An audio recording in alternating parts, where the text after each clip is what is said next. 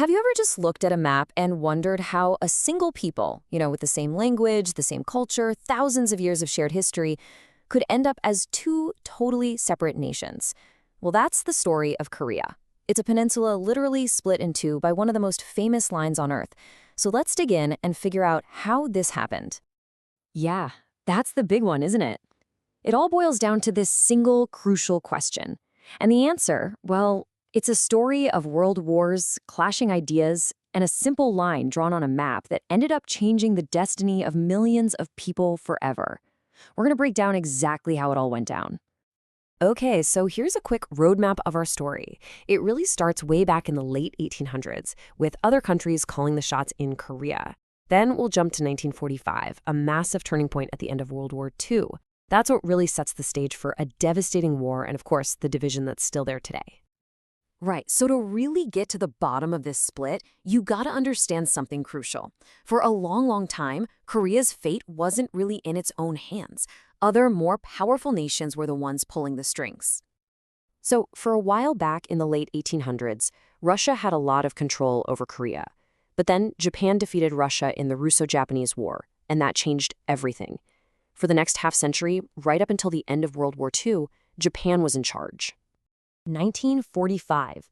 This year is a huge deal. Japan surrenders, World War II is finally over. And because they lost, Japan has to give up all its territories, and that includes Korea. This creates this giant power vacuum. I mean, for the first time in decades, Korea was free from foreign rule, but that freedom came with a massive question. What now? So, with the Japanese gone, it was up to the Korean people themselves to figure out what their new country would look like.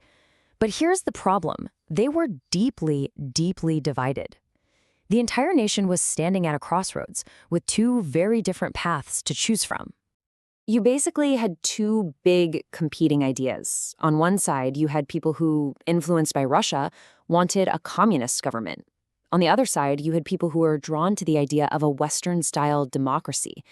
And this wasn't just a small disagreement. This fundamental conflict paralyzed the whole country. They couldn't agree on a single path forward. And since the Korean people just could not come to an agreement, an outside decision was made. The solution? To simply divide the country right at the 38th parallel. This was basically seen as a quick fix to resolve the political deadlock, at least for the time being.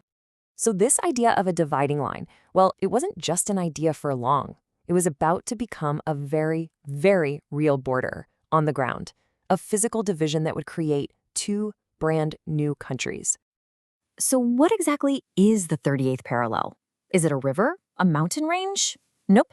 It's literally just a line of latitude. That's it. 38 degrees north on a globe. It was chosen after World War II mostly because it was convenient. Just a simple geographical marker that would have absolutely massive consequences. And the result was immediate, and it was stark. Everything north of that line became North Korea, adopting a communist system. Everything south of it became South Korea, adopting democracy. Just like that. One people, now two nations with completely opposing ideologies. But this so-called solution didn't bring peace.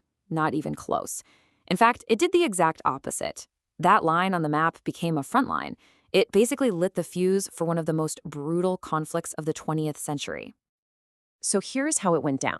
The war kicked off when North Korea invaded the South, trying to unite the entire peninsula under communist rule. The United States, this being the very beginning of the Cold War, was terrified of communism spreading, so it jumped in to help South Korea.